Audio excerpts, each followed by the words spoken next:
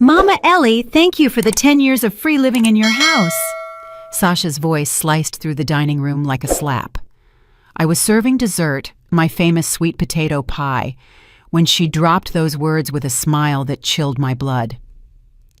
While you were paying for the electricity, the water, the groceries, the Wi-Fi, absolutely everything, I saved every single dime of my salary.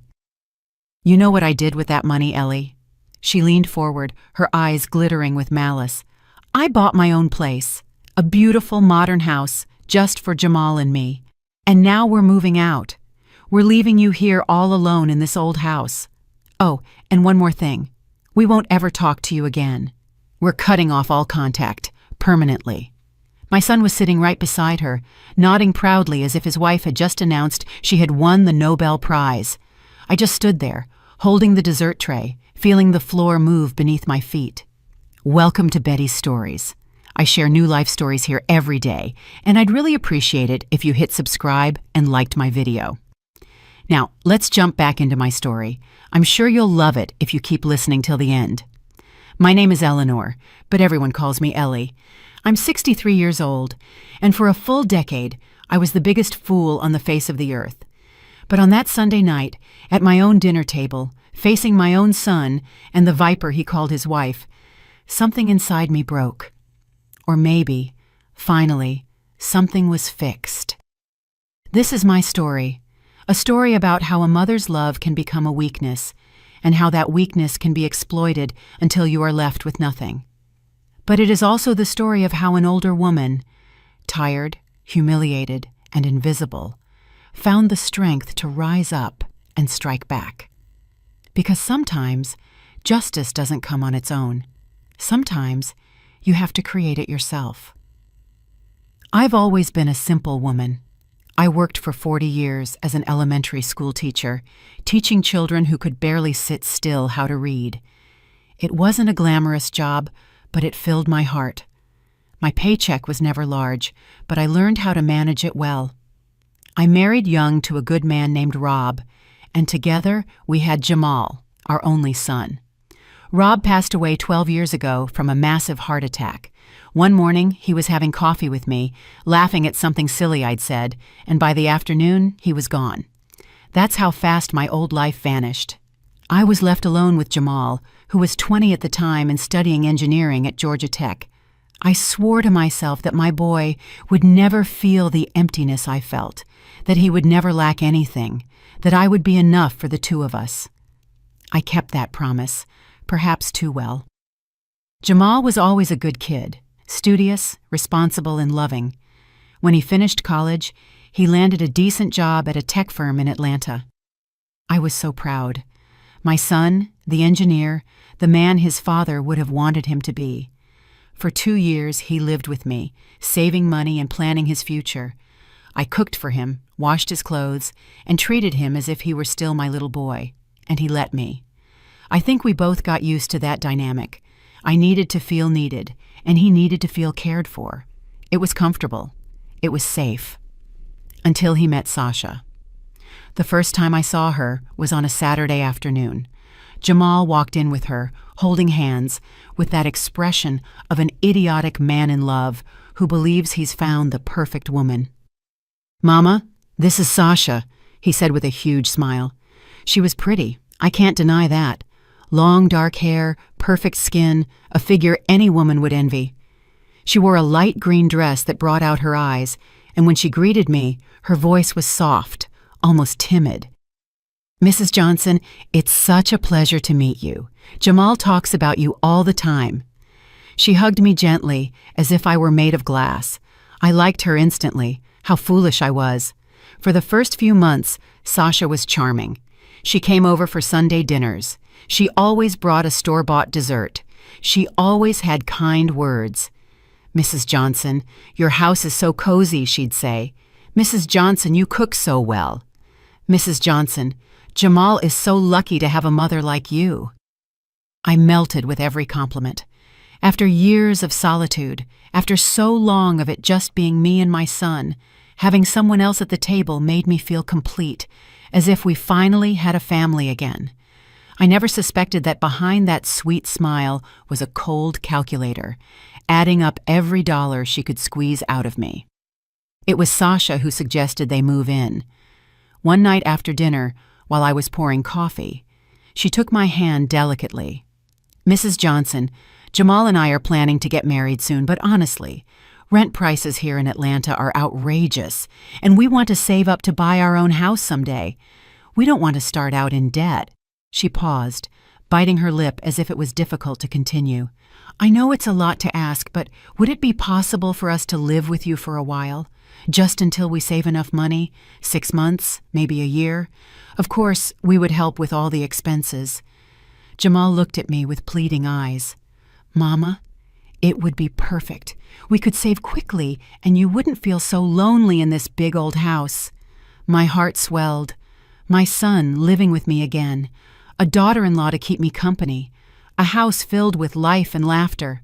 "Of course, yes," I said without a second thought. "This is your home too. You can stay as long as you need." Sasha hugged me tight. "Thank you, Mrs. Johnson. You have no idea how much this means to us. I promise you won't regret it." And in that moment, I believed every single word. They moved in a couple of weeks after the wedding. It was a small, intimate ceremony in a beautiful garden. I paid for Sasha's dress, an elegant ivory design that made her look like a princess. I also paid for the catering, the flowers, and the photographer. "It's the least I can do for my only son," I told them, when they tried to protest, though Sasha's protest lasted exactly 3 seconds before she accepted with a radiant smile. Jamal hugged me tightly that day. "You're the best mother in the world," he whispered in my ear. I cried tears of joy. How blind I was. The first few months were good. Sasha cooked sometimes, cleaned their room, and was polite and conversational. We divided the household chores naturally, like 3 adults living in harmony. She worked at a marketing firm, leaving early and coming home late. Jamal maintained his usual routine. I was still teaching, although I was thinking about retiring soon. On Sundays, we ate dinner together, watched movies, and played cards. I felt like I was part of something again. I felt useful. I felt loved. I didn't realize I was being studied, analyzed, and evaluated as a personal bank from which they could extract everything possible. The change was so gradual that I barely noticed it. First, Sasha stopped cooking. "Oh, Mama Ellie, I'm exhausted from work. Would you mind whipping up something quick?" Then she stopped cleaning the common areas. "I'm just so stressed at the office. I need to relax on the weekends." Then came the special requests. "Mama Ellie, could you make pot roast tomorrow? I'm craving it so much." "Oh, Mama Ellie, the bathroom needs a deep clean. Do you have time this week?" I accepted everything with a smile. They were small things, nothing out of the ordinary. Plus, I liked feeling needed. I liked that they depended on me. It was my way of ensuring they wouldn't leave. Then came the expenses. At first, Sasha contributed some money for groceries. Maybe $200 a month, which didn't cover even half of what we actually spent. But it was something. However, after the 6th month, those contributions became irregular. "Mama Ellie, I'm a little short this month. Would you mind if I pay you double next month?" The next month never arrived. Jamal didn't contribute anything either. "Mama, we're saving for the house. You understand, right?" And I nodded, because that was the goal, wasn't it?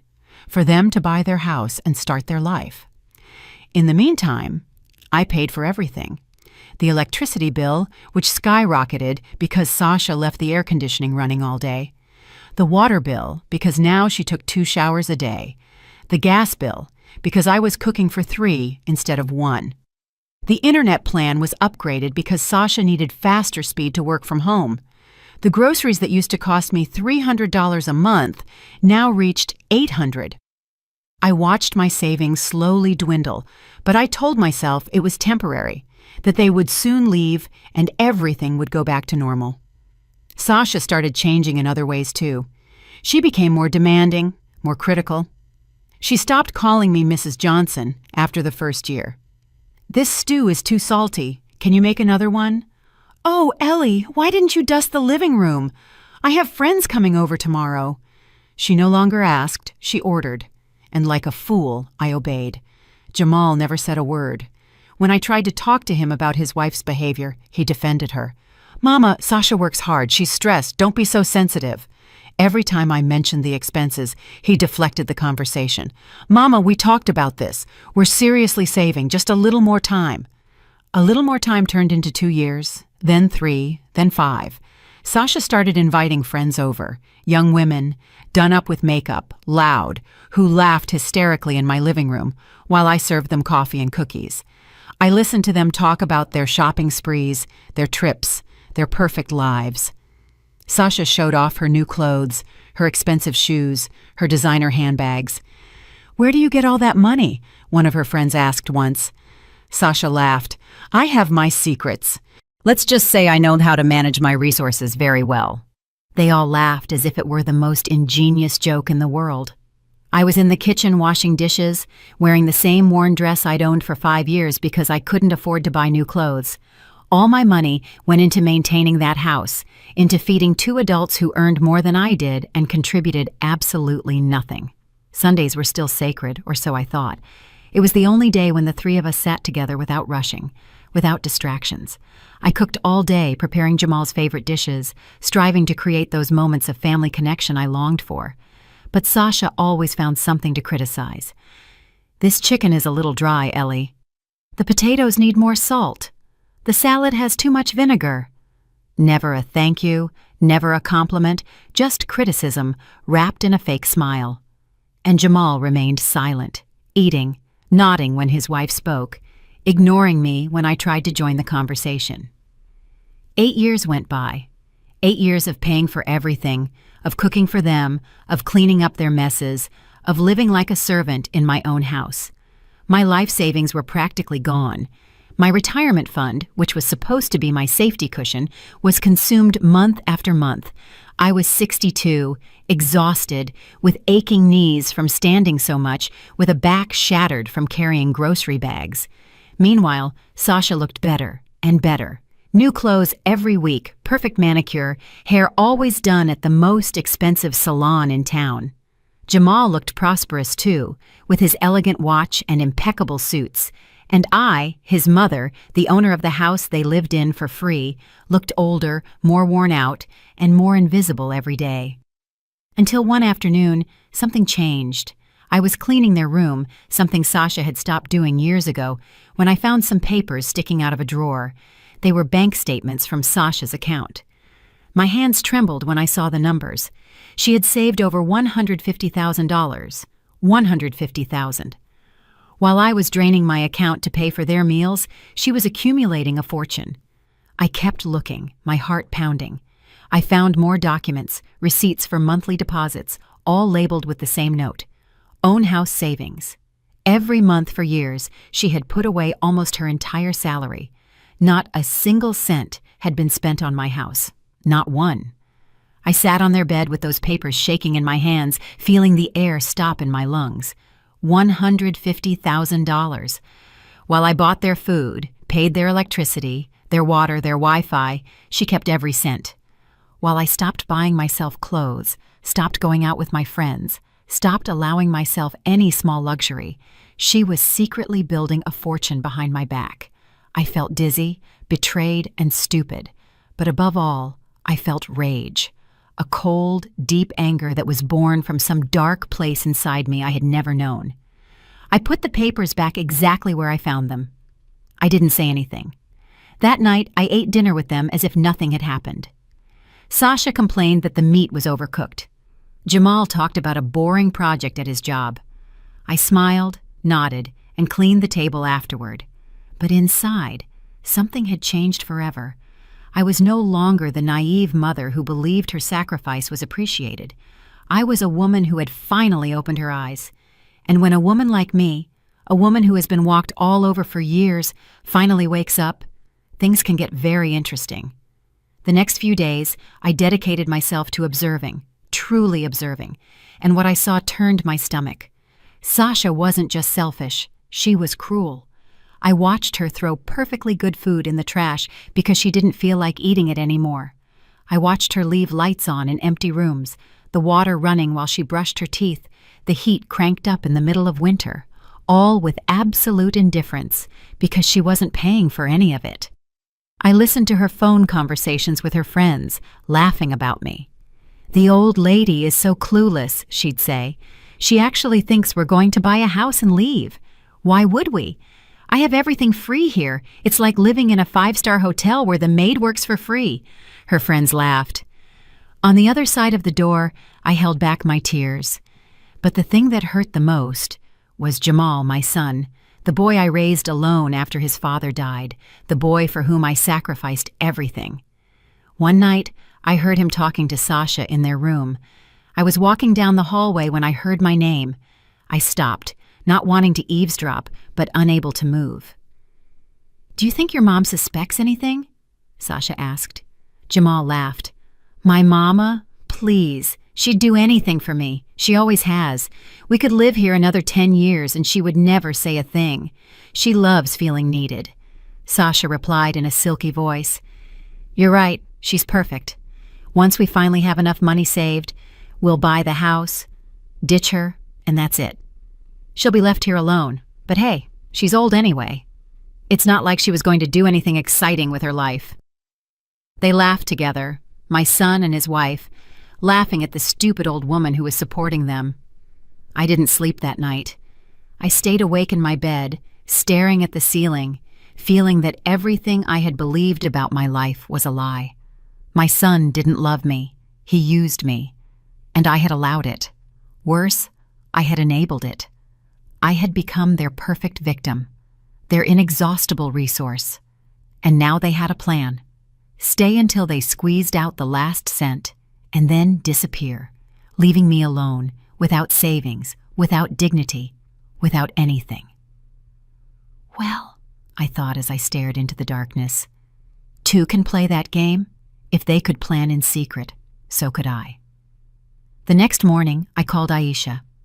Aisha had been my best friend since college, one of the few people who remained in my life after all these years.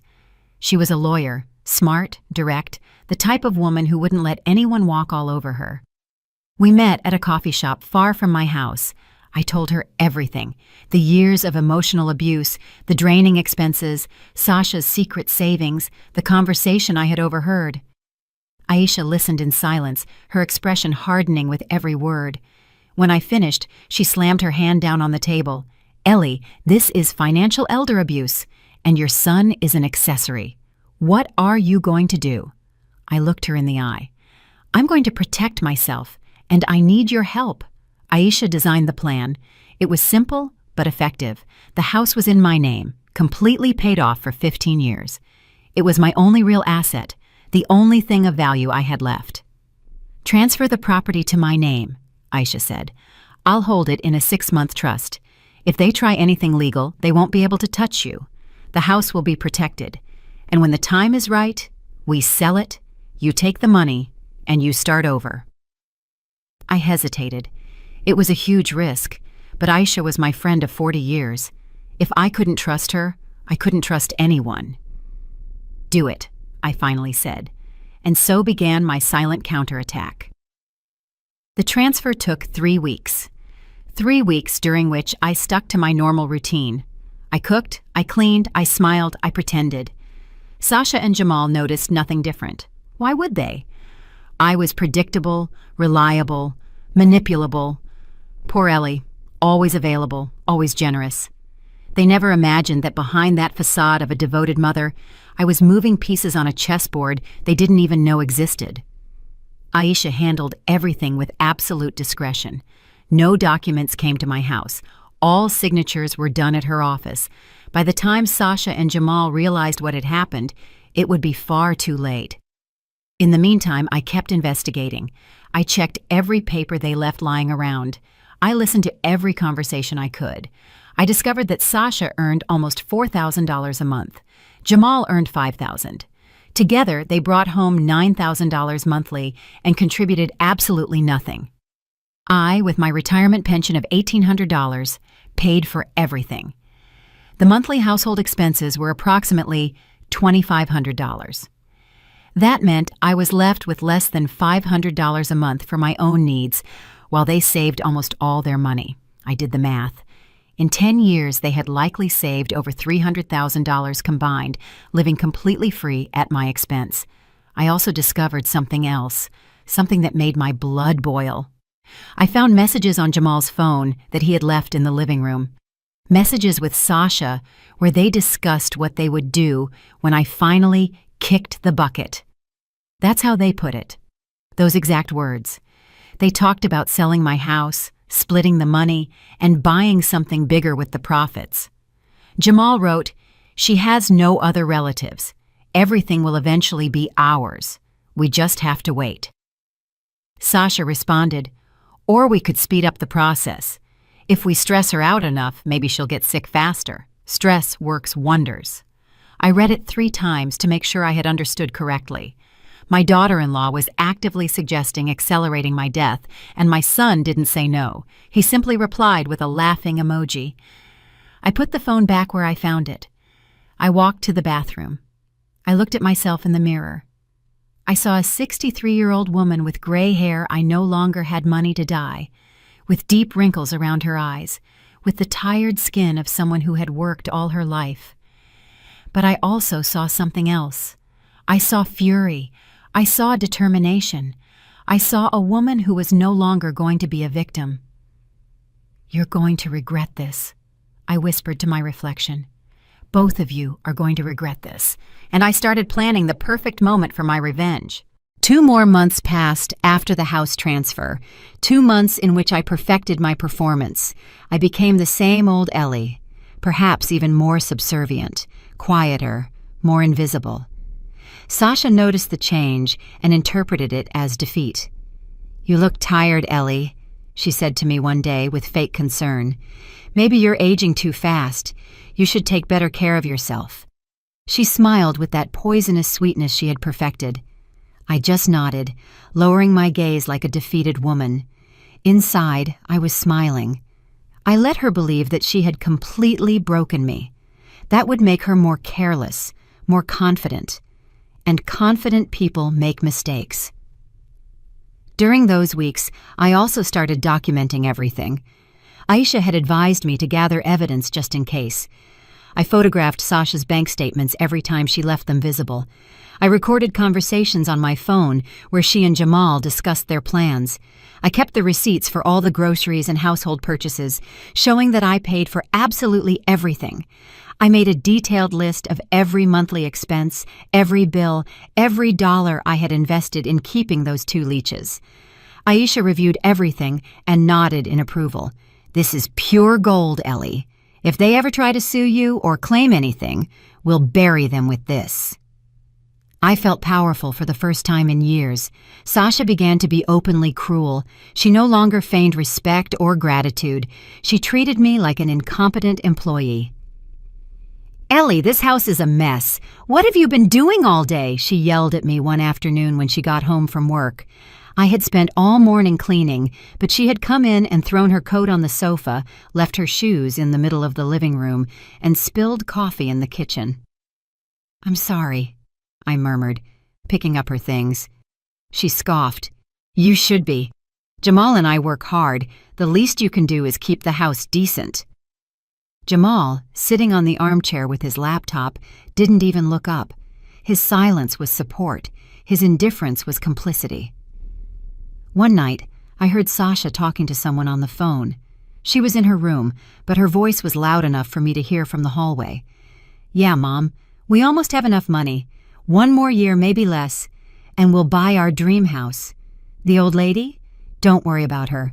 When we leave, we'll never see her again. I already talked to Jamal. We're cutting off all contact, changing our numbers, blocking her social media, everything. She'll be left alone in that old house with her memories and her bitterness. Honestly, I don't know how she lasted so long being so pathetic." She laughed, that high-pitched, unpleasant sound that I had grown to despise. My hand clenched the edge of the wall. I breathed deeply. Soon, I told myself, very soon. I decided the perfect time would be Sunday. Sunday was sacred to them. The day I prepared the special dinner, the day we sat together as a family. It would be poetic that on that day, in that scene of false normalcy, I would finally show my hand. I talked to Aisha, and we scheduled everything. She would have the documents ready, the evidence organized, everything prepared for the confrontation. "Are you sure you want to do it this way?" she asked me. "You could just leave them a letter and be done with it. Walk away without giving them the satisfaction of a confrontation." I looked at her squarely. "No, Aisha. I need to see their faces. I need them to know I'm not the fool they thought I was. I need my moment." She smiled. "Then you'll have it." The Saturday before the big day, Sasha did something that almost made me lose control early. She came home with shopping bags, new clothes, expensive shoes, designer handbags, all bought with the money she had saved while I paid for her food.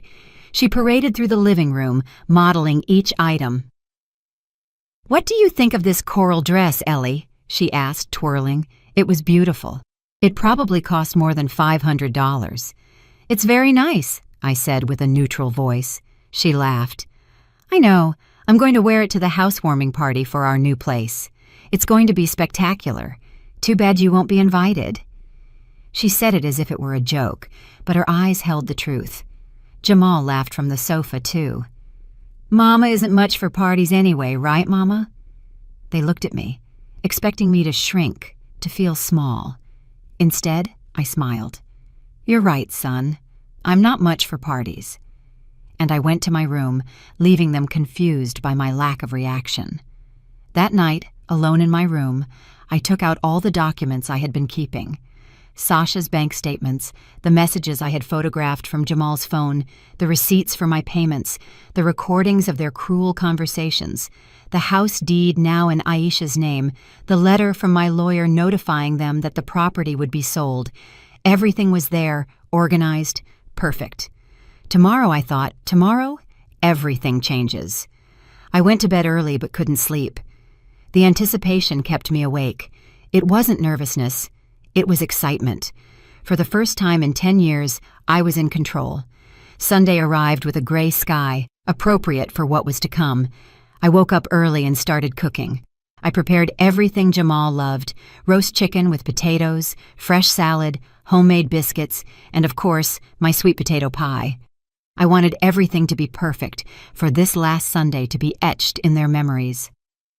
Sasha came downstairs at noon, yawning in her pajamas. "Smells good," she said with little enthusiasm. "What time are we eating?" "At 3, I replied. She poured herself coffee and sat down to check her phone, ignoring me completely. Jamal appeared an hour later, also in comfortable clothes, also glued to his cell phone. Neither offered to help. Neither asked if I needed anything. They were like two guests in a hotel waiting to be served. At 3 o'clock sharp, the table was set, plates perfectly placed, glasses full, silverware shining. I had put in a lot of effort. Sasha and Jamal sat down without saying thank you. They started serving themselves without waiting for me to sit down. It was their routine. I sat in my place at the end of the table and watched them eat. Sasha criticized that the chicken was a little dry. Jamal said the salad needed more lemon. I just nodded without defending myself. We ate in an uncomfortable silence, interrupted only by their occasional comments about their jobs, their plans for the week, their lives where I didn't matter. When they finished the main course, I got up to fetch dessert. I brought the perfect golden pie with its shining caramel glaze. I placed it in the center of the table. As I was serving it, Sasha wiped her mouth with her napkin and cleared her throat. There was something in her posture, something theatrical, that put me on alert. Jamal looked at her and smiled. Something was about to happen. And then she spoke. "Ellie, Jamal and I have an announcement to make." Her voice was cheerful, almost sing-song. My heart started beating faster. This was the moment I had been waiting for. "Go ahead," I said calmly, sitting back down. Sasha leaned forward, her eyes gleaming with that malicious shine I now knew so well. And then she let out the words they had been rehearsing, the words they thought would destroy me. "Mama Ellie, thank you for the 10 years of free living in your house. While you were paying for the electricity, the water, the groceries, the Wi-Fi, absolutely everything, I saved every single dime of my salary. I bought my own place, a beautiful, modern house just for Jamal and me. And now we're moving out. We're leaving you here all alone in this old house, and we won't ever talk to you again. We're cutting off all contact permanently." She paused dramatically, savoring my supposed agony. "We move next month. Goodbye, Ellie." The silence that followed her words was thick, heavy. Sasha looked at me with a triumphant smile, expecting to see me cry, beg, or break down. Jamal had his arms crossed, his chin raised, proud of his wife, proud of having used me for a full decade. They expected my collapse. They expected tears, despair, pleas for them not to abandon me. But I just sat there, my hands on the table, staring at them. And then I did something they didn't expect. I smiled. Not a sad or defeated smile, but a genuine, almost amused smile. "Is that all?" I asked in a quiet voice. Sasha blinked, her triumphant expression wavering for a second. "Excuse me?" I said, "Is that all? Are you done with your speech?" My tone was almost casual, as if we were discussing the weather. Sasha straightened in her chair, her smile returning, but now with a touch of confusion. "Ellie, I don't know if you understood what I just said. We're leaving. You're alone forever." She emphasized every word as if I were slow to comprehend. I nodded slowly. "Oh, I understood you perfectly. You lived here for 10 years for free. You saved all your money while I paid for absolutely everything. You bought a house. You're leaving. You're cutting contact. Yes, I heard you. It's a brilliant plan, Sasha. Truly brilliant." My sarcasm was evident, but they were too confused to process it. Jamal leaned forward. "Mama, are you okay? I thought you'd be, I don't know, more upset." I laughed. It was a short, dry laugh. "Why would I be upset, Jamal? After all, you two have been so considerate, so generous with me all these years." The sarcasm dripped from every word. Sasha frowned. Something wasn't going as she had planned. I wasn't reacting like the docile victim she expected. "Ellie, maybe you're not grasping the magnitude of what's happening. We are leaving you alone, without family, without anyone." Her voice now held a touch of irritation. I was ruining her moment of glory. I leaned back in my chair, crossing my arms, maintaining that mysterious smile. "Sasha, Jamal, I have to tell you something. A very interesting coincidence." My voice was calm and controlled. "It turns out I have some news too, and I think you're going to love it." I got up from the table slowly. I walked to the sideboard where I had left a thick manila envelope. I had placed it there that morning, anticipating this exact moment. I took it and returned to the table, placing it in front of me. Sasha stared at the envelope as if it were a venomous snake. "What is that?" Jamal asked in a tense voice. "This," I said, patting the envelope, "is the result of 6 months of very careful planning. You see, a few months ago, I had an epiphany too. I discovered some very interesting things." I opened the envelope slowly, savoring every second of their growing discomfort. I took out the first document and slid it across the table toward Sasha. "Do you recognize this?" It was a copy of her bank statement, the one showing the $150,000 saved. Sasha went pale. How did you get that?" Her voice was barely a whisper. "Oh, you left it in your room, along with many other interesting things." I pulled out more papers. "Here are receipts for all your luxurious purchases. Clothes, shoes, handbags, trips, all paid for with the money you saved while living free in my house." Jamal tried to intervene. "Mama, you're invading our privacy. You can't just go through our stuff." I looked at him with an icy calm. "Privacy? In my house? The house I paid for, that I maintained, where you lived without contributing a single cent for 10 years? Don't talk to me about privacy, Jamal." I took out another document. "But wait, there's more. This is particularly interesting." It was a printed transcript of the messages between Jamal and Sasha, where they talked about waiting for me to kick the bucket to sell my house. The messages where Sasha suggested that stress could accelerate my death. I placed it in front of Jamal. "Would you like to explain this?" His face lost all color. He opened his mouth, but no sound came out. Sasha tried to regain control. That was taken out of context. It was just a stupid joke." "A joke?" My voice rose for the first time. "Conspiring about my death is a joke?" I stood up from the chair, bracing my hands on the table, leaning toward them. "Let me tell you what's not a joke. 6 months ago, after discovering your little plan, I did something very smart. I transferred the ownership of this house to my lawyer, Aisha's name." The shock on their faces was instantaneous and absolute. "What?" Sasha jumped up, her chair falling backward with a loud crash. "That's impossible! This house is yours." "It was mine," I corrected with satisfaction. "It's now in a trust under Aisha's name, and she, following my instructions, is going to sell it." Jamal finally found his voice, though it sounded strangled. "You can't do that. I'm your son. I inherit this house." I laughed, a long, bitter laugh. "Inherit? Oh, Jamal, sweet, naive Jamal, you don't inherit anything anymore." I pulled another document from the envelope. "This is my updated will signed 4 months ago. I have completely removed you as a beneficiary. Every cent I have, every asset, every possession goes to charitable foundations. You receive nothing." I saw the exact moment reality hit him.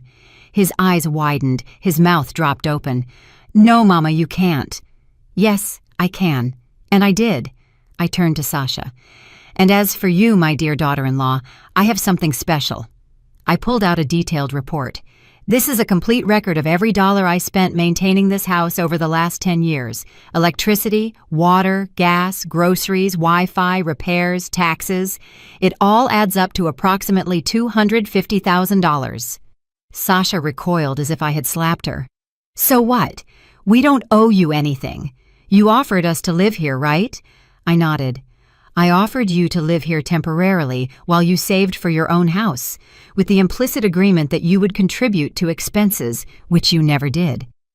And now I discover that you not only didn't contribute, but you consciously exploited me, planning to abandon me without remorse." I pulled the last document from the envelope. "This is a legal notice. The house will be sold in 30 days. You have that time to find a place to live and leave. If you don't do so voluntarily, Aisha will initiate an eviction process." Sasha stumbled, grabbing the back of her chair. Her face had gone from pale to a sickly greenish hue. This can't be happening." Jamal stood up abruptly, his face contorted in fury. "You're a bitter old woman. All we did was accept your help. You offered us to live here." "Yes," my voice was cold steel. "I offered you help. I didn't offer to become your financial slave.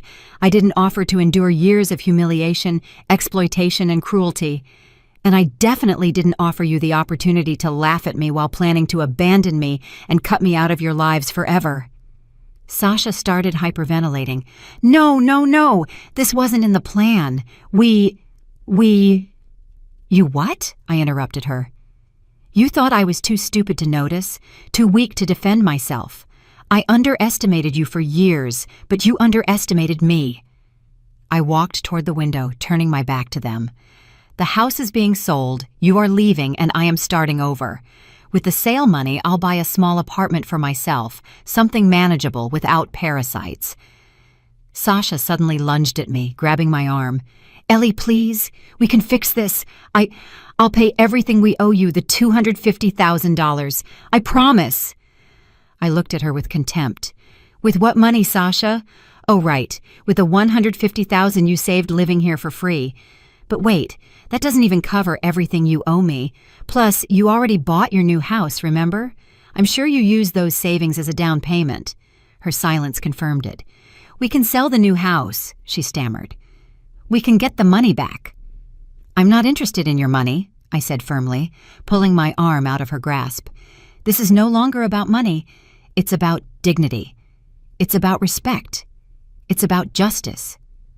Jamal stepped closer, his eyes pleading. "Mama, I'm your son. Your only son. Dad would have wanted us to support each other." Those words were the final straw. I turned on him with a fury I had been containing for years. "Don't you dare mention your father. He would be ashamed of what you've become. A man who lets his wife abuse his mother. A man who plans to abandon the woman who sacrificed everything for him. Your father was honorable, hardworking, generous. You are his opposite." Jamal recoiled as if I had physically struck him. Sasha started crying, dramatic, loud sobs. "This is so unfair. You're going to leave us on the street." "No," I corrected. "You two have high-paying jobs. You have savings. You have your beautiful new house that you bought with the money you got by exploiting me. You won't be on the street. You'll be exactly where you plan to be. It's just that I won't be staying here alone, miserable, waiting for you to forget me. I'm moving on too." Sasha sank into her chair, still crying, though now her sobs sounded more like rage than sadness. Jamal paced the room, running his hands through his hair, muttering incoherent things. I remained standing, firm, watching them crumble. This was exactly what I had imagined during all those months of planning, seeing them lose control, seeing them realize that their perfect victim had turned out to be far smarter than they had ever anticipated. "I'm not finished yet," I said in a quiet voice. They both looked up, their faces showing a mixture of fear and desperation. "There are a few more things you need to know." I walked back to the table and took out an additional folder I had kept hidden. During these last few months, I didn't just transfer the house and update my will. I also did some other interesting digging. I opened the folder and took out several documents with official seals. For example, I discovered that for the last 3 years, Jamal, you gave me money supposedly to help with household expenses, remember? You gave me $200 every month and said it was your contribution. Jamal nodded nervously, not understanding where I was going. "Well, it turns out Sasha took that money from my purse as soon as I put it away. I found it registered in her bank deposits, small amounts, $200 monthly for 3 years. That adds up to more than $7,000. Sasha jumped up. "That's a lie." "Is it a lie?" I pulled out the bank statements with the dates highlighted. Each deposit matches exactly the day after Jamal gave me the money. Care to explain that coincidence? The silence was deafening. Jamal looked at Sasha with an expression of utter confusion. "Sasha, is that true?" She stammered, searching for an excuse, but found no credible one. I needed that money to save faster." "You were stealing from my mother." Jamal's voice rose. "I thought I was helping with the house expenses, and you were stealing it." I saw the rift forming between them and decided to widen it a little more. "Is there anything else I should know, Jamal? That house you bought, the one you were bragging about a few minutes ago, whose name is it in?" Sasha paled again. Jamal looked at her. "It's in both our names. Obviously, we're married." "Are you sure?" I asked with false innocence. "Maybe you should check the property documents." Jamal turned toward Sasha. "What is she talking about?" Sasha tried to laugh, but it sounded forced and nervous. "Don't listen to her. She's trying to break us up. It's obvious the house is in both our names." "Then you won't mind if Jamal verifies the documents right now," I said, crossing my arms. "In fact, why don't you bring them down? They must be in your room with the rest of your important papers." Sasha froze. I don't know exactly where they are right now." Jamal was already walking toward the stairs. "I know where you keep the important documents. I'm going to look for them." "Jamal, wait!" Sasha ran after him, but he was already climbing the steps 2 at a time. I heard them arguing upstairs, drawers opening, papers rustling. I stayed in the dining room, waiting patiently. I knew exactly what he would find because I had seen those documents myself weeks ago. 5 minutes later, Jamal came down the stairs with a folder in his hand and an expression of absolute betrayal on his face. Sasha was behind him, trying to explain, her words tumbling over one another. "Jamal, let me explain. There's a reason." "A reason?" he yelled. It was the first time in 10 years I had heard him raise his voice like that. "The house is only in your name. Only yours." He hurled the documents onto the dining room table. Sure enough, the property deed showed only Sasha Vance as the owner. I thought it would be easier for the paperwork, Sasha stammered. We were going to add your name later. Later when? Jamal was furious now, his face red, the veins in his neck prominent. We spent all our money on that house, and it's not even in my name. What happens if we get divorced? I have nothing. Sasha tried to touch him, but he pulled away. We're not going to get divorced, honey, trust me. I decided to add more fuel to the fire. Jamal, did you know Sasha has been looking for divorce lawyers? They both turned to me. What? Jamal seemed to be on the verge of a breakdown. I took another document from my magic folder. 2 months ago, Sasha consulted with 3 different law firms specializing in divorce. I have the emails. Sasha shook her head violently. That's false! You're making things up! Am I making things up? I extended the printed papers to Jamal. Read the dates. Read the contents of the consultations. She specifically asked about how to keep assets acquired during the marriage in case of separation. Jamal read the documents with trembling hands. His expression shifted from fury to something much worse, absolute devastation. Sasha, you were going to leave me. His voice sounded broken. All this time, you were planning to ditch me once we had enough money. Sasha opened her mouth to deny it, but the evidence was irrefutable. I was just exploring options, just in case. It doesn't mean anything. Just in case what? Jamal dropped the papers. Just in case you decided you didn't need me anymore? Just in case you found someone better? Just in case you decided you wanted the house all to yourself? Tears started rolling down his cheeks. My son, the man who had been so proud of his manipulative wife, was finally seeing the truth, and it hurt. I almost felt sorry for him. Almost. Jamal, Sasha said pleadingly, you're the one who doesn't understand. I did all of this for us. For our future. Our future? He laughed bitterly. There is no us in anything you did. The house is in your name. You consulted divorce lawyers. You stole the money I gave my mother. What part of that was for us? Sasha turned to me with pure hatred in her eyes. This is your fault. You put these ideas in his head. You're manipulating him. I laughed, a genuine, liberating laugh. I'm manipulating him, Sasha. All I did was show him the truth. You manipulated yourself with your own greed and deceit. Jamal sat down heavily on the sofa, his head in his hands. I can't believe I was so blind. For years, Mama, for years, I treated you like you didn't matter. I let Sasha mistreat you. I supported every horrible decision she made, and all this time, she was planning to betray me too. His voice cracked. I'm an idiot. I wouldn't contradict him. He was an idiot, but he was also my son, and a very small part of me felt compassion for him. A very small part. Sasha attempted one last desperate move. She fell to her knees in front of me, clasping her hands in supplication. Ellie, please, I know I made mistakes. I know I was cruel, but we can fix it. You can keep the house. We'll leave. Just don't destroy us like this. I looked down at her. This woman who had made my life miserable for a decade, who had conspired to abandon me, who had possibly wished for my death. Sasha, I'm not destroying you. I'm freeing you. Now you can go to your precious new house, the one you bought with the money you saved by exploiting me. You can live there alone, or with Jamal, if he still wants you after all this. But it won't be on my property, not with my blessing, not with my silence. I stepped away from her. You have 30 days. I suggest you use them wisely. Jamal looked up, his eyes red and swollen. Mama, I'm sorry. I know it doesn't mean anything now, but I'm so sorry. I looked at him for a long moment. This was the boy I had carried in my arms, the boy I had taught to read, to ride a bike, to be a good man. Somewhere along the way, I had failed. Or maybe he had chosen to fail.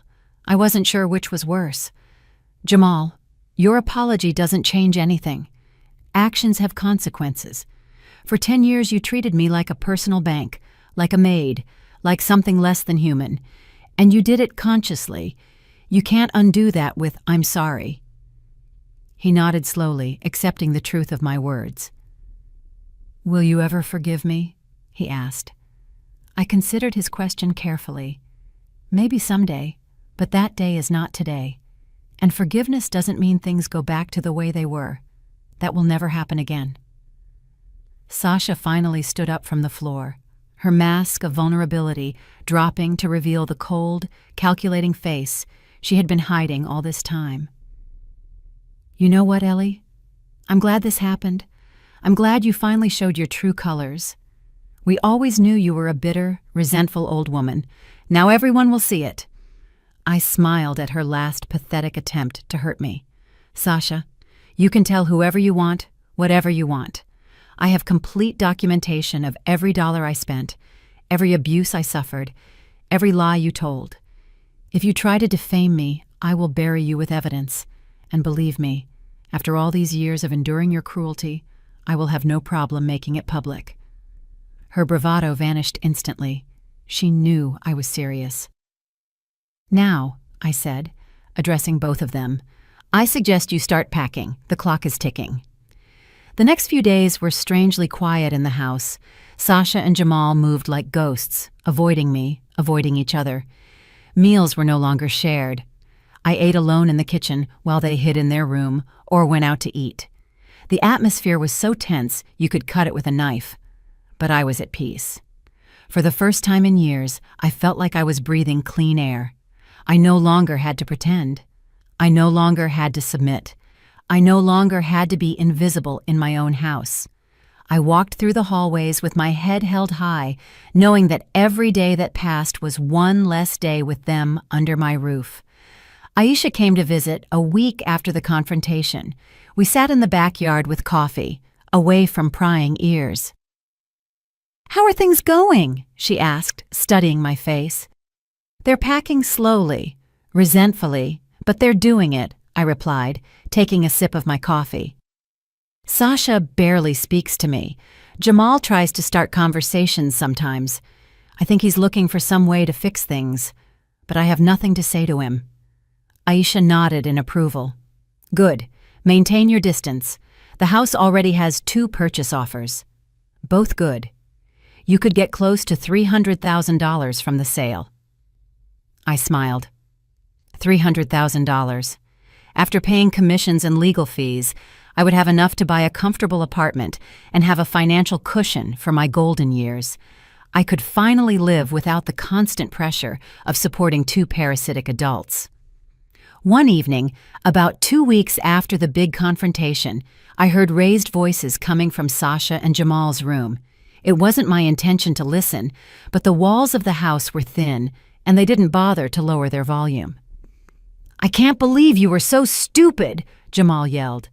"You put the house only in your name. You consulted divorce lawyers. What were you thinking?" Sasha's voice was defensive and sharp. "I was thinking about protecting myself. You're a weak man, Jamal.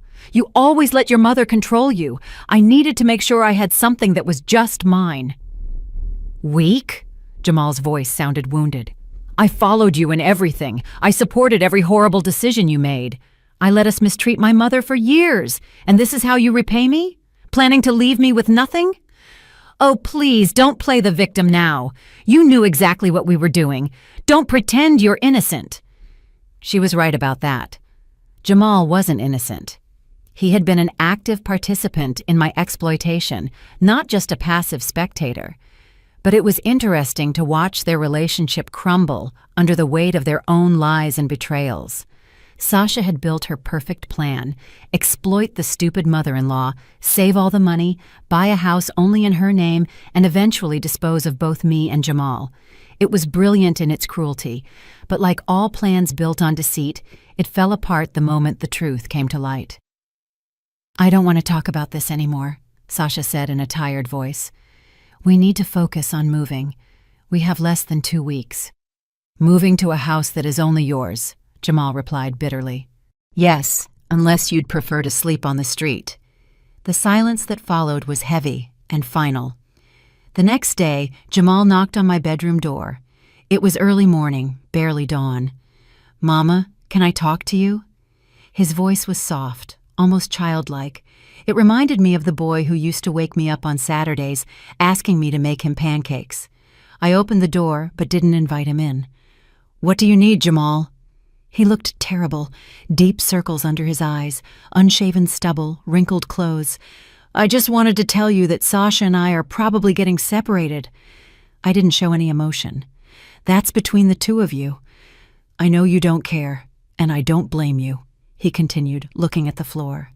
"But I need you to know that I realize now everything we did, how cruel we were. And you were right. Dad would be ashamed of me." His eyes welled up with tears. "I'm ashamed of myself." Part of me wanted to comfort him, hug him, tell him everything would be okay, as I had done 1,000 times when he was a child. But that part was small and buried under layers of pain and betrayal. "Jamal, I appreciate you acknowledging your mistakes. That's a step.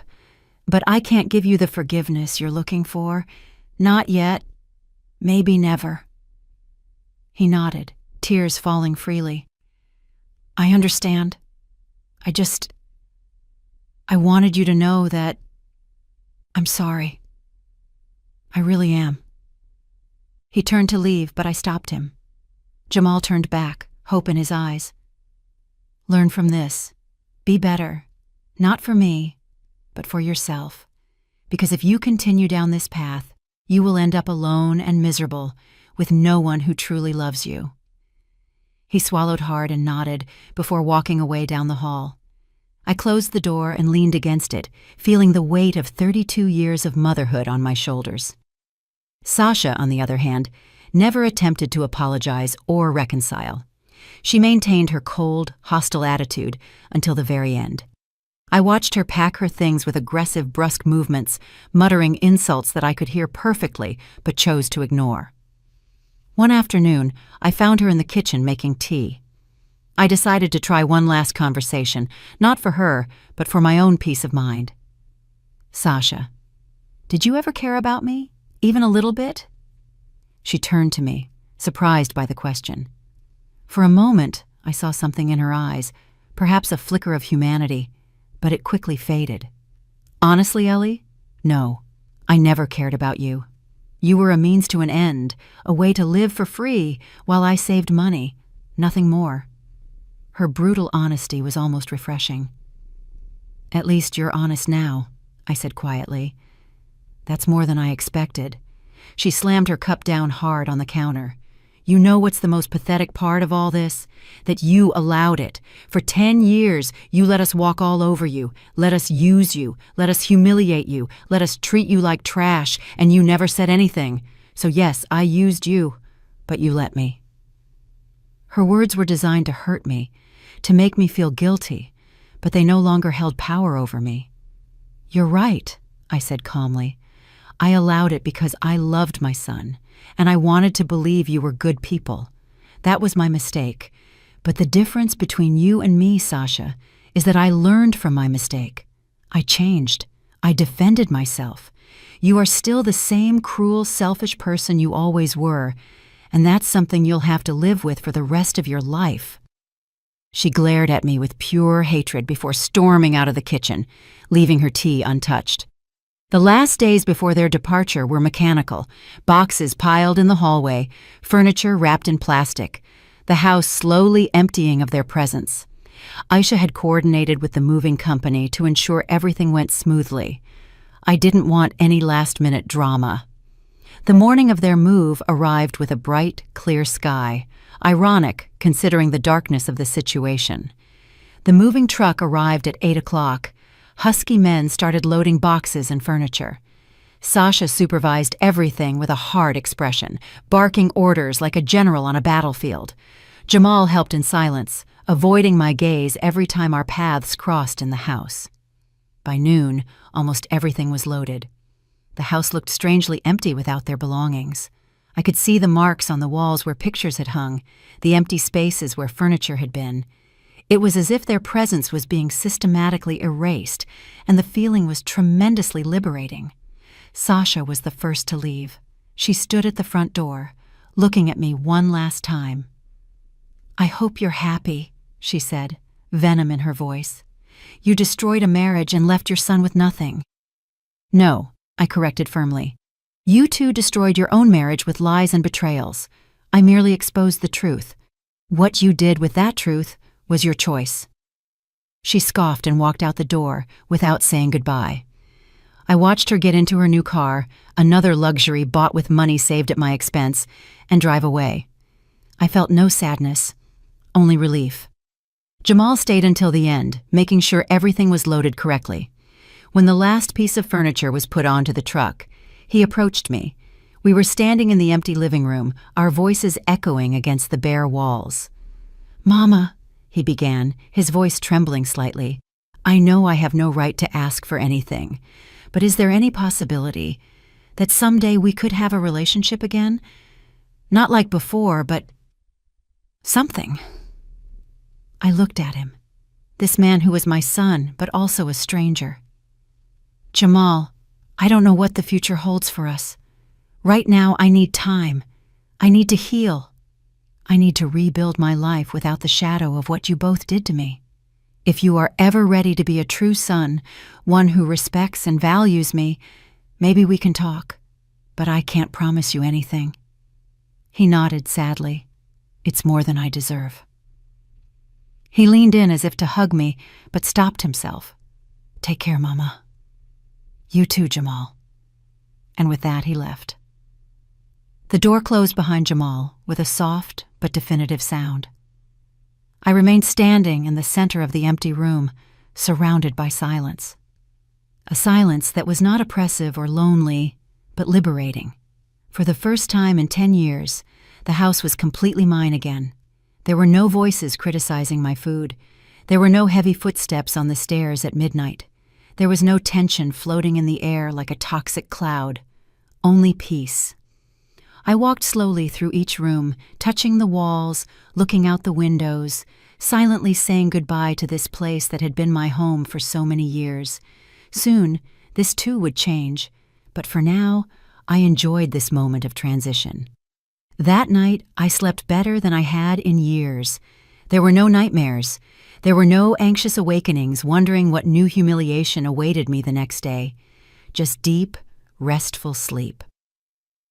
When I woke up the next morning, the sun streamed through my window in a way that seemed different, brighter, warmer.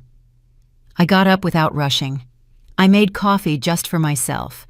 I sat at the kitchen table, which had once been the scene of so many tense dinners, and I simply existed. I existed without demands, without criticism, without having to be invisible. It was glorious. I called Aisha to update her on the sale process. "The offers are still firm," she informed me. "We can close the sale in 2 weeks if you're ready." I was ready. More than ready.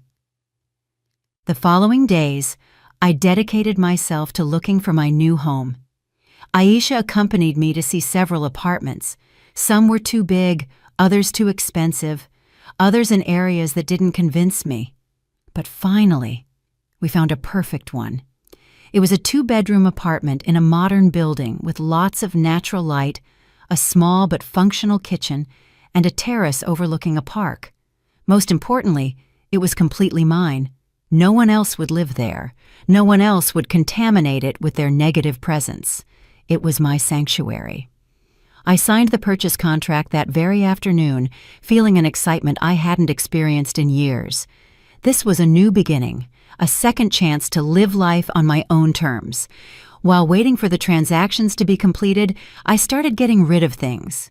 Old furniture that carried too many bitter memories, decorations that Sasha had constantly criticized, objects that simply no longer had a place in my new life. I donated a lot to charities, sold some things, and threw away others. It was cathartic, as if I were cleaning not only my physical space but also my emotional space. Every trash bag I took out, every piece of furniture that was taken away, was a weight off my soul. I was literally leaving the past behind, piece by piece. One afternoon, while organizing old papers, I found photos from when Jamal was a child, pictures of his first day of school, of birthdays, of family vacations when Rob was still alive. My heart tightened when I saw them. This was the boy I had loved unconditionally, the boy who had been my entire world. At what point had he turned into the man who had betrayed me so deeply? I sat on the floor, surrounded by these photographic memories, and for the first time since the confrontation, I cried. I didn't cry for what I had lost, but for what I had never truly had. I had believed we had a special relationship, mother and son, but now I understood that it had been mostly one-sided. I gave, and he took and took, without truly valuing the sacrifice. It was a painful truth, but a necessary one to accept. I kept some photos, the ones from when Jamal was little, when he was still innocent. I left the rest in a box that I planned to give him eventually if we ever spoke again. They were his memories too, even if they were stained by what he had done later. As I was putting the box away, my phone rang. It was an unknown number. I hesitated before answering, but something made me press the green button. "Hello, Ellie." It was a male voice I didn't recognize immediately. "Yes. Who is this?" "It's Clarence, from the library book club. We met a few months ago." I vaguely remembered him. I had attended a couple of club meetings before the situation at home became so unbearable that I stopped going. Clarence was an older man, a widower, always kind and with interesting opinions about the books we discussed. "Oh, yes, Clarence. How are you?" I asked, curious as to why he was calling me. "I'm well, thank you. Look, I noticed you stopped coming to the meetings, and I got your number through the librarian. I hope you don't mind me calling." His voice sounded genuinely concerned. "We wanted to know if you were okay, and if you plan to return to the club. Your perspective on the books was always very refreshing." I was pleasantly surprised that someone had noticed my absence. "That's very kind of you to ask, Clarence. I've been going through some major changes in my life, but the truth is, I'd love to come back to the club." "Excellent," he replied enthusiastically. "Our next meeting is next Thursday. We'll be discussing 100 Years of Solitude. Would you like to come?" I smiled. It had been so long since I had smiled about something genuinely positive. "I'd love to. I'll be there." After hanging up, I realized I had been so consumed by the situation with Sasha and Jamal that I had abandoned all the things that made me happy. The book club, the walks in the park, the coffee afternoons with the few friends I still had. I had let them steal not only my money and my peace, but also my social life, my hobbies, and my identity outside of being their victim. But that was ending now. With my new life in a new apartment, I would reclaim everything I had lost and more. Thursday arrived quickly. I got dressed with care, choosing a simple lavender dress that made me feel good. I arrived at the library with the book under my arm and butterflies in my stomach. It was ridiculous to be nervous about a book club, but I had been isolated for so long that any social interaction felt significant. The group welcomed me warmly. Clarence was there, smiling broadly when he saw me walk in. "Ellie, what a joy that you came!" He introduced me to some new members who had joined since my absence. We spent the next 2 hours discussing Garcia Marquez's masterpiece, laughing, debating, and sharing interpretations. I felt alive, in a way I had forgotten was possible.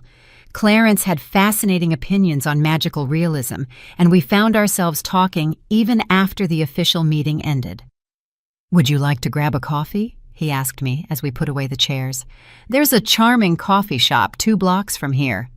I hesitated for only a second before accepting. I would love to. The coffee shop was cozy, with exposed brick walls and the aroma of freshly brewed coffee floating in the air. We sat by a window and ordered our drinks. Clarence told me about his life. He had been an engineer. He had been retired for 5 years. His wife had passed away from cancer 3 years ago. He had 2 adult daughters who lived in other states and visited him regularly. He liked to read, walk, and had recently started taking dance classes. "What about you? He asked with genuine interest. "What have you been doing these months?" I told him about my situation in general terms. I didn't go into all the sordid details, but I explained that I had been living with my son and his wife, that the situation had become unsustainable, and that I was now in the process of starting a new life in a new apartment. He listened without judgment, nodding at the appropriate moments. "It sounds like you made a very brave decision," he said when I finished. "It's not easy to make big changes at our age, but sometimes it's necessary for our happiness." His words were simple but comforting. "You know what?" he continued. "I'm organizing a small group of people to go salsa dancing this Saturday. It's at a club that offers free lessons before the social dance starts.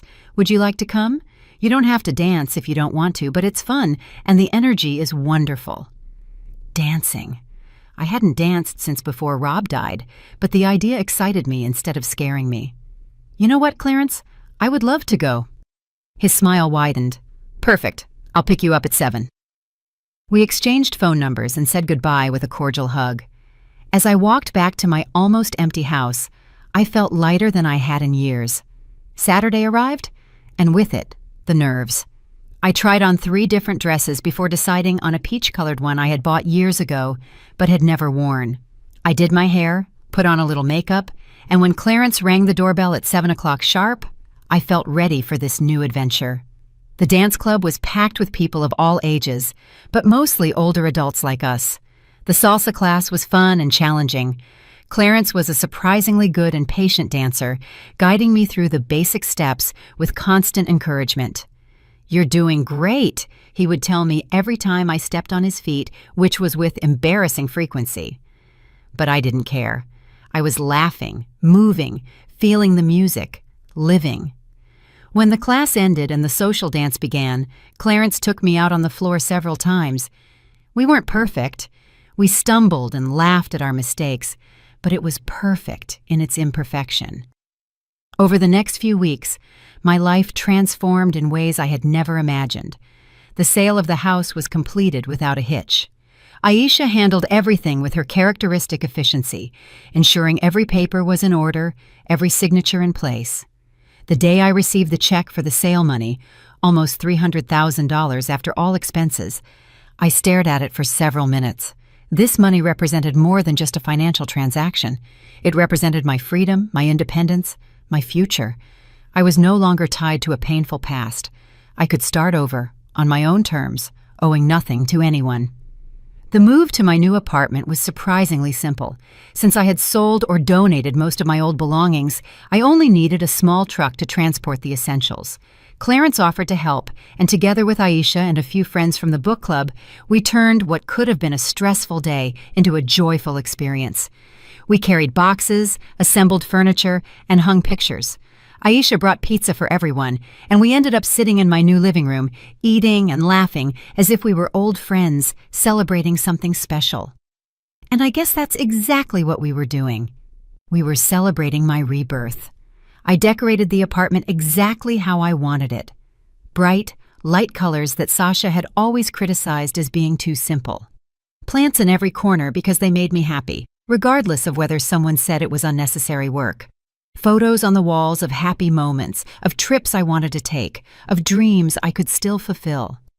Every corner of that space reflected who I truly was, not who someone else had wanted me to be. The terrace became my favorite place. I sat there every morning with my coffee, looking at the park, watching life go on, feeling grateful to be a part of it again. Clarence became a constant presence in my new life, not invasively or hurriedly, but naturally and comfortably. We went to the book club together every week. We danced salsa on Saturdays. We walked in the park on Sundays. Sometimes we just sat on my terrace or his balcony, drinking coffee, talking about books, about life, about our pasts and our futures. It was easy to be with him.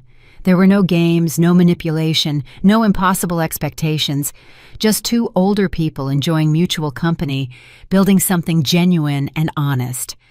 After so many years of toxic relationships, this simplicity was revolutionary. One day, 3 months after moving in, Clarence and I were preparing dinner together in my kitchen. He was chopping vegetables while I seasoned the chicken. We worked in sync, talking about trivial things, laughing at silly jokes. At one point, he stopped and looked at me with a serious expression. "Ellie, there's something I want to tell you." My heart skipped a beat. These last few months have been the happiest I've had since I lost my wife. You've given me back something I thought I had lost forever, the ability to feel joy, to look forward to tomorrow. I don't know exactly what we are, and I don't need labels, but I just need you to know that you are important to me. His words moved me deeply. Clarence, you're important to me too. You helped me remember that life doesn't end when you're betrayed, that there's still goodness in the world. There are still reasons to smile. We hugged in that kitchen, two survivors of difficult lives, finding comfort and hope in each other. 4 months after Sasha and Jamal moved out, I received a call. It was Jamal. My first instinct was not to answer, but something made me press the green button. "Hello, Mama." His voice sounded tired, defeated. "Hello, Jamal." I kept my tone neutral. "I know you probably don't want to talk to me, but I needed to tell you something. Sasha and I officially divorced last week." It didn't surprise me.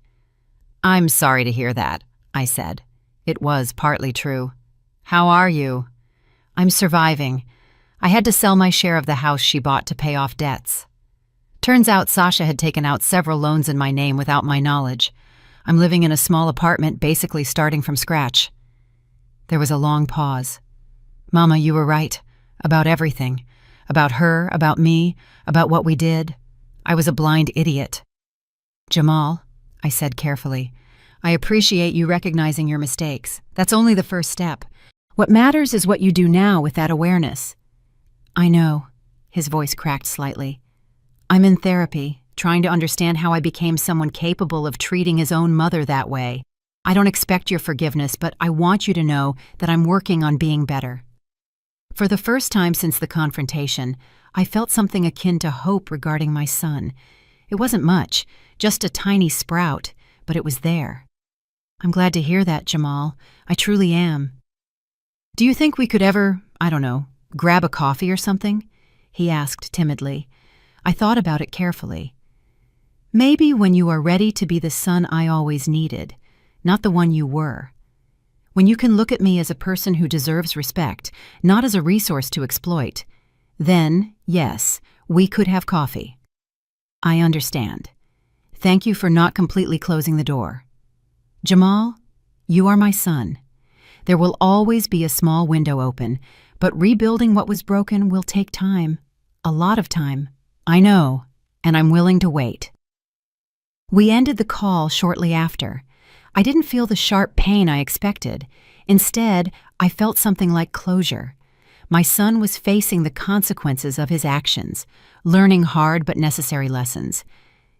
Maybe someday we could have some kind of relationship, but even if that didn't happen, I would be fine either way. I no longer needed his validation or love to feel complete. I had myself, and finally, that was enough. 6 months after starting my new life, I was sitting on my terrace on a spring afternoon. The park below was full of families, children playing, couples walking. Clarence would be over soon for our weekly walk. Aisha had called that morning to invite me to dinner with her and her family next weekend. The book club was planning a trip to attend a literary festival in the neighboring city. My calendar was full of plans, of life, of joy. I looked around my small apartment, my personal sanctuary, and smiled. I had lost a lot in those 10 dark years with Sasha and Jamal: money, time, dignity, peace of mind. But what I had gained by freeing myself was invaluable. I regained my voice, my strength, and my ability to choose my own path. I was no longer the Ellie who allowed herself to be walked on. I was no longer the mother who sacrificed herself into invisibility. I was simply Eleanor, a 63-year-old woman who had survived betrayal, found the courage to defend herself, and was now living every day on her own terms. Some people might say I acted harshly, that I was cruel to kick my son and his wife out that way. But I knew the truth. It hadn't been cruelty. It had been justice. It had been self-love. It had been the decision of a woman who finally understood that she couldn't save others by destroying herself. The doorbell rang. It was Clarence, punctual as always, with that warm smile that made my days better. I put on my comfortable walking shoes, grabbed my jacket, and went out to meet him. As I closed the door of my apartment behind me, I thought about how far I had come. The past was the past. The future glowed with possibilities, and the present, this perfect moment, was completely mine. I'm really glad you're here and that I could share my story with you.